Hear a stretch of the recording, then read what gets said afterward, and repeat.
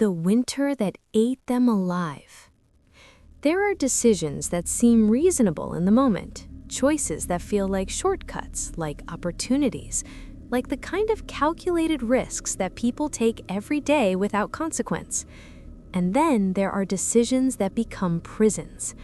On July 20th, 1846, a group of American pioneers made such a decision at a place called Little Sandy River in what is now Wyoming. They chose to follow an untested route called the Hastings Cutoff, believing it would save them weeks of travel to California. Instead, it would cost them months, their supplies, and for 42 of them, their lives. This is the story of the Donner Party, and what happened to them in the Sierra Nevada mountains during the winter of 1846 to 1847 is a story about what people become when every other option has been taken away. The journey began in Springfield, Illinois in April 1846. Two families formed the core of the group, the Donners and the Reeds. George Donner was 60 years old, a prosperous farmer making the trek with his wife Tamsin, their children, and his brother Jacob's family. James Reed was 45, traveling with his wife Margaret, their children, and Margaret's elderly mother Sarah Keyes, who was dying of tuberculosis. They joined other families and single men, eventually numbering around 87 people, and set out for California along the Oregon Trail. The journey west typically took 4 to 6 months. It was difficult under the best circumstances, but thousands had made it successfully. The Donner Party would not be so fortunate. They reached Fort Bridger in Wyoming by mid-July. There, a man named Lansford Hastings had left a note encouraging travelers to take his new route, which he claimed would save 350 miles. The note said Hastings himself would guide any wagons that wanted to follow. James Reed, eager to reach California quickly, persuaded the others. They departed Fort Bridger on July 31st, expecting to find Hastings waiting to lead them through. Hastings was not there. He had already left with another group. The Donner Party found themselves breaking trail through the Wasatch Mountains with only vague instructions left in notes along the way. The mountains were brutal. Dense forests, steep canyons, terrain so rough they sometimes traveled less than a mile in a day. Then came the Great Salt Lake Desert, 80 miles of alkali flats where Hastings had assured them they would find water and grass. The crossing took 5 days instead of the promised 2. Oxen died, wagons were abandoned. When they finally emerged from the desert in September, they had lost weeks and much of their livestock. The delays cost them everything. By the time they reached the eastern Sierra Nevada in late October, they were exhausted, their supplies were nearly gone, and winter was approaching. On October 28th, they attempted to cross the pass near what is now Donner Lake. Snow began to fall, not the light autumn dusting they might have hoped for, but heavy, wet snow that accumulated rapidly. They pushed forward but could not make it over the summit. The snow became impassable. They retreated to the lake to wait for the weather to clear. It never did. Storm after storm dumped snow on the mountains. By mid-November, the snow was 10 feet deep. By December, it was 20 feet. The pioneers built rough cabins near the lake, using logs from existing structures and whatever materials they could salvage from their wagons. The Donner families camped separately, 6 miles away at Alder Creek, delayed by a wagon accident. In those makeshift shelters, 81 people settled in to wait for a thaw that would not come for months. At first, they ate their remaining oxen. Then they boiled ox hides to extract whatever nutrition remained in the leather. They made a thin soup from bones they had already boiled multiple times. They ate mice. They stripped bark from trees and boiled it. And still, people began to die. Starvation does not kill quickly. It is a slow erasure. The body consumes itself, burning through fat reserves, then muscle. The mind becomes clouded. The cold becomes unbearable as the body loses its ability to generate heat. Children cried constantly from hunger. Adults sat in dark cabins, too weak to move, watching each other waste away. On December 16th, after nearly 2 months of entrapment, 17 people decided they had to try to escape. They fashioned crude snowshoes from oxbows and rawhide. They packed what little food remained, 6 days' worth of rations. They hoped to reach a settlement called Johnson's Ranch, which they believed was about 40 miles away. It was actually closer to 100 miles. They called themselves the Forlorn Hope. 15 people ultimately set out, the others having turned back on the first day. The youngest was a 12-year-old boy. The oldest was 57. Most were in their teens and 20s. 3 were mothers leaving their children behind. 4 were fathers doing the same. They said goodbye to their families, knowing they might never see each other again, knowing that their families might not survive even if the Forlorn Hope succeeded. The journey was agony from the first step. Walking on snowshoes through deep powder is exhausting even for healthy, well-fed people. These pioneers were starving and weak. They climbed over Donner Pass, more than 1,000 feet of elevation gain through snow that kept falling. They had no compass. Their guide, Charles Stanton, became snowblind within days and fell behind. He told them to go on without him. They never saw him again. On their 6th day, their food ran out. For 3 more days, they walked without eating. The cold was relentless, temperatures dropping to 40 degrees below zero. On Christmas Eve, they huddled together under a patchwork of blankets as a blizzard raged around them.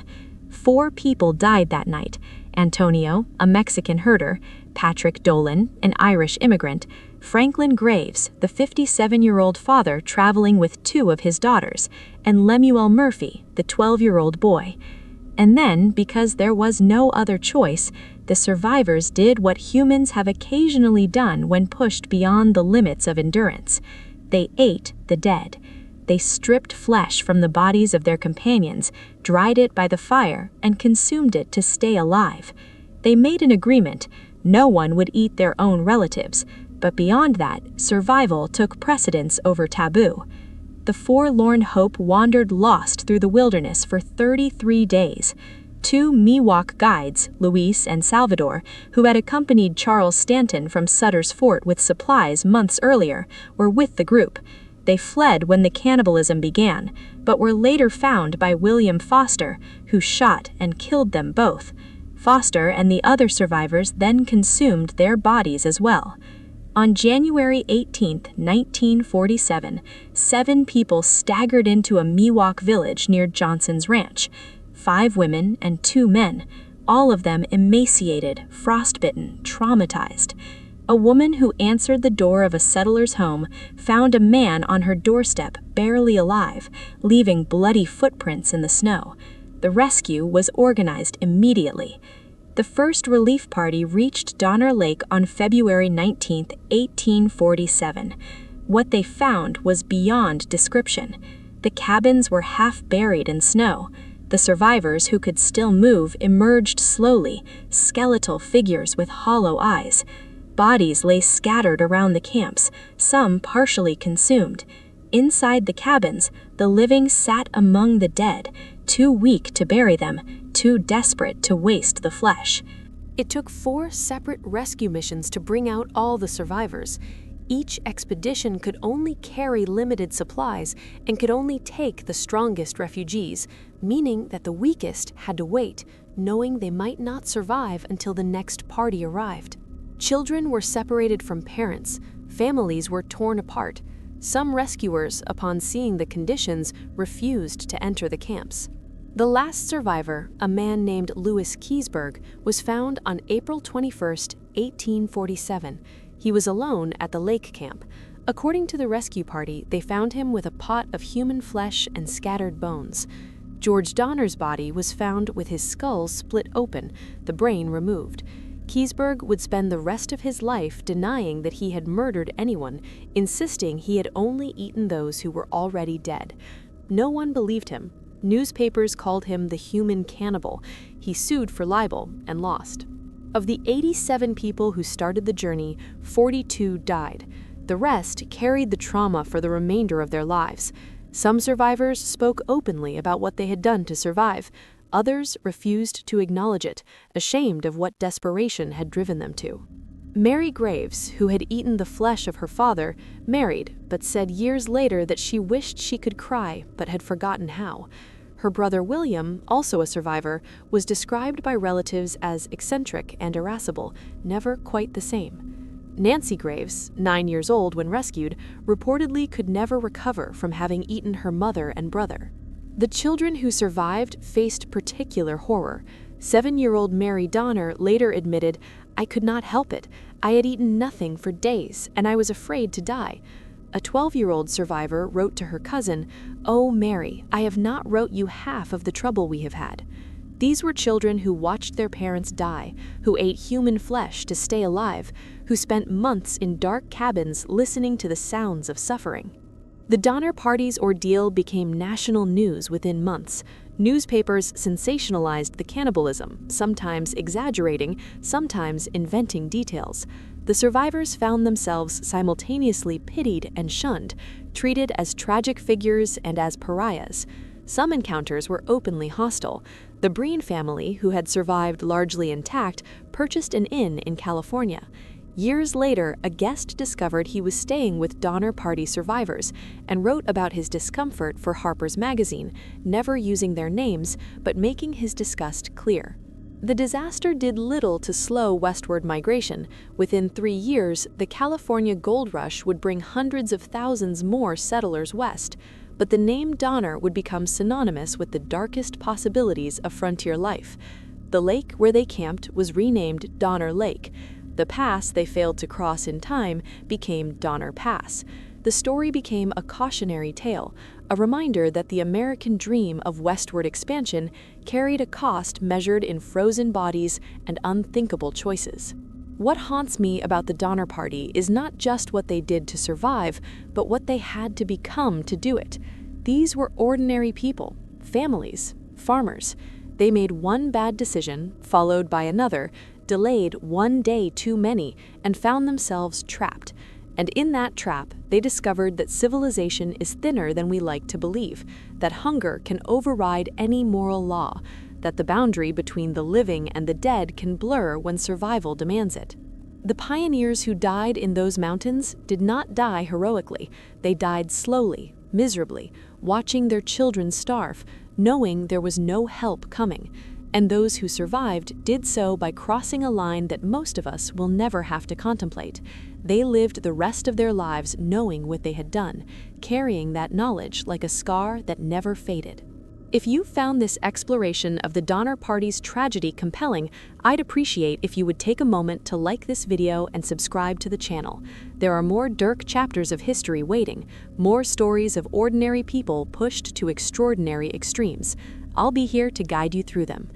Until next time, remember that we are all closer to desperation than we think, that comfort and safety are not guarantees, but gifts that can be taken away by bad luck, bad timing, and the indifferent cruelty of winter in the mountains.